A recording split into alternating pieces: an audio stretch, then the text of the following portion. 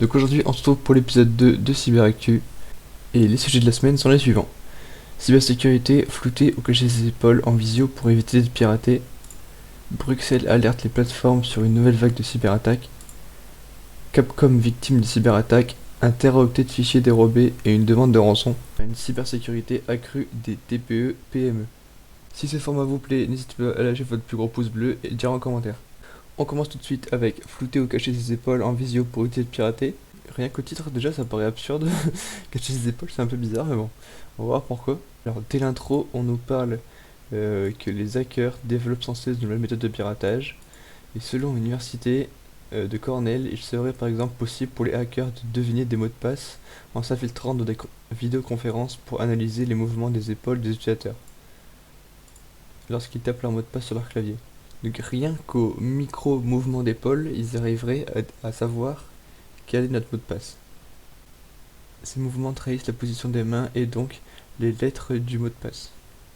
Donc voilà, grâce aux minuscules mouvements de bras et d'épaule qu'un utilisateur fait en tapant son clavier, il est possible de deviner ce qu'il est en train d'écrire. Et là, il est possible, grâce à la lecture des mouvements, de deviner les informations privées d'autres personnes lors d'un appel en visioconférence. Donc c'est vrai qu'il n'y a pas la visio, il y a aussi Twitch et YouTube.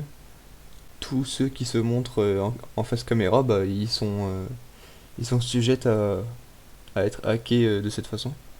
Comme par exemple YouTube et Twitch, bah, les hackers ils peuvent revisionner le replay ou le truc comme ça. Enfin, sur YouTube, ils peuvent le mettre en boucle autant qu'ils veulent. Sur Twitch, pareil, les rediffusions, bah, ils peuvent la visionner autant qu'ils veulent. Donc les conditions pour que le hacker puisse faire ce genre d'attaque, il a besoin d'enregistrer la vidéo et la webcam utilisée, elle doit être de haute définition avec une résolution de 1080p minimum. Donc ceux qui ont une qualité de merde, bah voilà, vous êtes tranquille. Ensuite, ils utilisent un programme informatique qui découpe l'arrière-plan et se concentre sur le visage pour créer un point de référence, puis mesure les mouvements de bras et d'épaule par rapport au visage. Les mains et le clavier n'ont pas besoin d'être visibles. Ouais, donc c'est pas les hackers qui disent directement, c'est évidemment c'est un programme qui analyse les images et qui traduit plus ou moins précisément ce que la personne est en train d'écrire, grâce à une intelligence artificielle. Ensuite, le logiciel il compare ces résultats à une longue liste de mots de passe couramment utilisés. Et cette méthode apparemment elle est efficace à 75% du temps. Admettons que le hacker connaît l'adresse mail ou le nom des personnes. Ces informations peuvent être combinées au résultat et le pirate peut avoir jusqu'à 93% de précision pour deviner ce que la personne est en train d'écrire. Alors il y a une expérience qui a été faite en conditions réelles. Les chercheurs ils ont pu deviner seulement 18% des mots de passe tapés par les usagers. Et que pour l'instant rien n'indique que les pirates exploitent activement cette technologie, il est possible de se protéger. Donc les conseils qu'ils vous donnent c'est porter des manches au lieu d'un t-shirt à manches courtes, rend difficile la lecture des mouvements. Parce que par exemple si vous êtes en t-shirt, bah, on voit bien le t-shirt qui bouge donc c'est plus facile à voir les mouvements d'épaule. De la même façon, les cheveux longs sur les épaules ont perturbé les résultats du test, tout comme les fils d'écouteurs ou les accessoires comme un foulard, comme au poker, pour éviter de trahir un bluff. Donc tout ce qui est écharpe, foulard, vous mettez tout sur vos épaules, on verra que dalle. Le programme avait plus de difficulté à détecter les mots de passe touchés avec 10 doigts que les mots tapés avec 2 doigts. Admettons que vous écrivez, moi par exemple, j'ai l'habitude d'écrire avec que 2 doigts, mes 2 index par exemple. Enfin c'est pas un exemple c'est ça, j'écris avec mes 2 index. Et il y en a qui écrivent avec leurs 10 doigts. Après c'est comme on a appris, hein, de toute façon, moi j'ai appris comme ça, je continue comme ça et puis c'est comme ça que je suis plus à l'aise. Mais le logiciel il est moins à l'aise avec 10 doigts donc faut écrire avec 10 doigts. Il est aussi plus difficile de détecter les mouvements des épaules et des bras lorsque la personne est assise sur une chaise à bascule car tout le corps bouge. Ah bah par exemple quand vous écrivez votre mot de passe, bah, vous devez gigoter dans tous les sens comme ça perturbera. Un éclairage tamisé qui fait moins de contraste entre le corps et l'arrière-plan rend aussi plus difficile la lecture de nos mouvements. Pour une sécurité extrême, il est aussi possible de flouter automatiquement les épaules pour préserver à 100% nos mots de passe.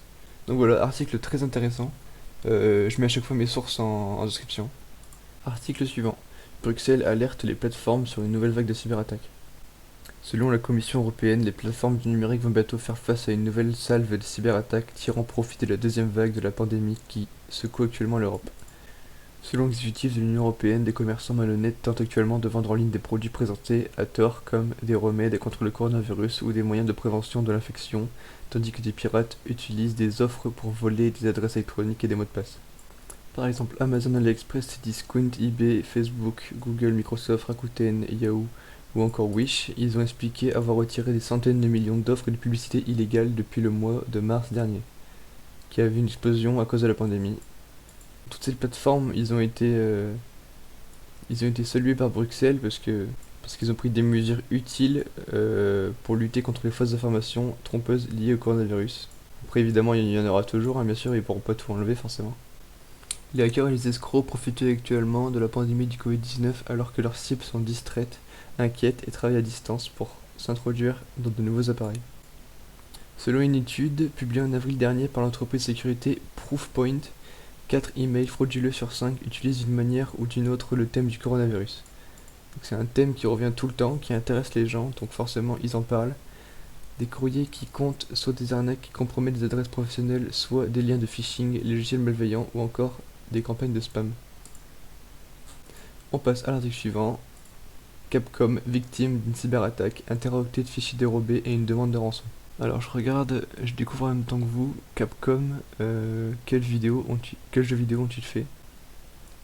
Street Fighter, Final Fight. Ok, là il y a des vieux trucs, arcade et tout. Oh, tous les jeux par contre, oh putain. Dreamcast, Game Boy Advance, GameCube, Resident Evil, ouais. Oh mon dieu, tous les jeux qu'ils ont fait.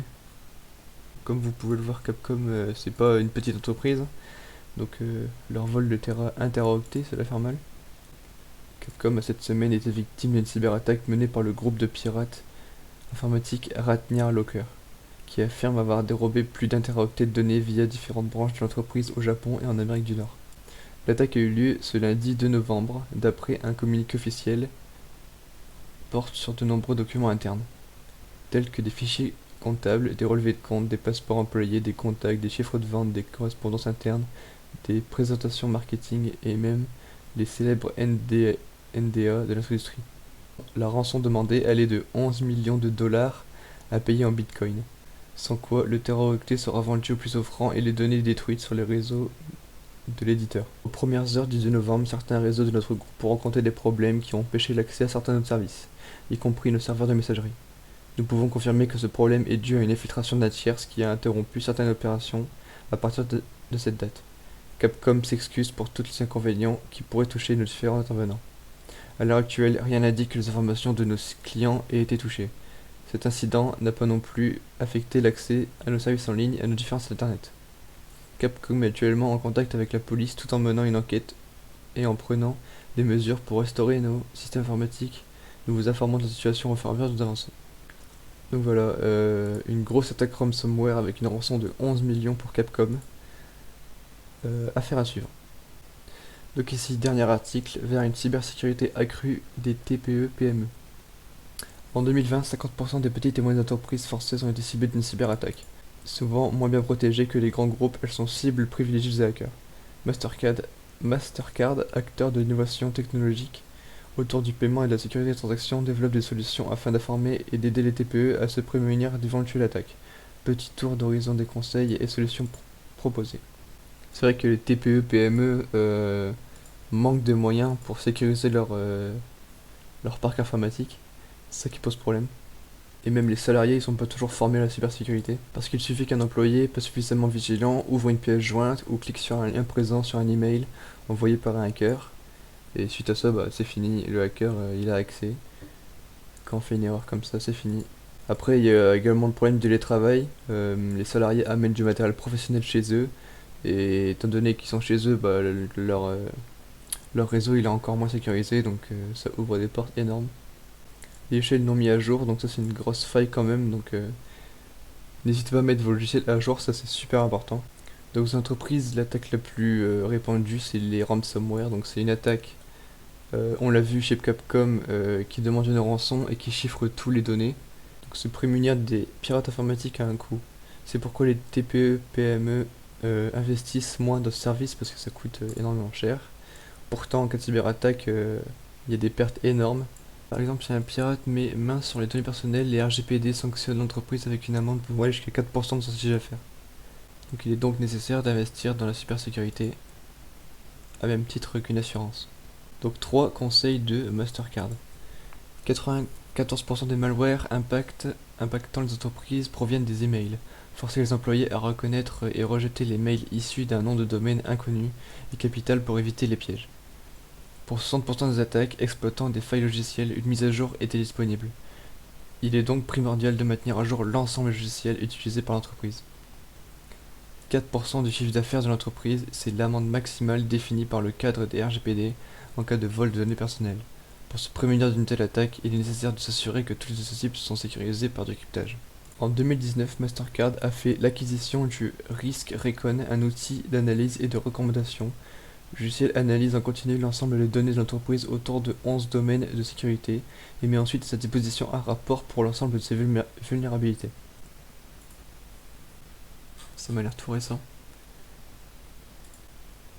Risk Recon est proposé aussi bien aux TPE, PME qu'aux entreprises internationales. Afin de soutenir les petites entreprises cette période très délicate, Mastercard offre ses services gratuitement jusqu'à la fin de l'année. En 2021, Mastercard ouvrira en Belgique son centre européen de cyber-résilience. Il y réunira entreprises privées et secteurs publics de tout le continent. Le but, collaborer pour mieux détecter et contrer des cyberattaques partout en Europe avant qu'elles n'aient eu lieu. Mastercard à fond dans la cybersécurité, ils investissent beaucoup, quitte à racheter Risk Recon, donc ça je trouve que c'est super. Donc voilà, la vidéo terminée. Merci d'être resté jusqu'à la fin déjà, parce que je pense que peu de gens regardent la vidéo jusqu'à la fin. Si t'as regardé la vidéo jusqu'à la fin, n'hésite pas à commenter GG, comme ça bah, les gens ils comprendront que dalle et au moins ça me prouvera que vous avez regardé la vidéo jusqu'à la fin. Donc voilà, n'hésitez pas à liker la vidéo, ça me ferait super plaisir, et vous abonner à la chaîne si mon contenu vous plaît. Et moi je vous dis ciao ciao pour de prochaines vidéos. Salut!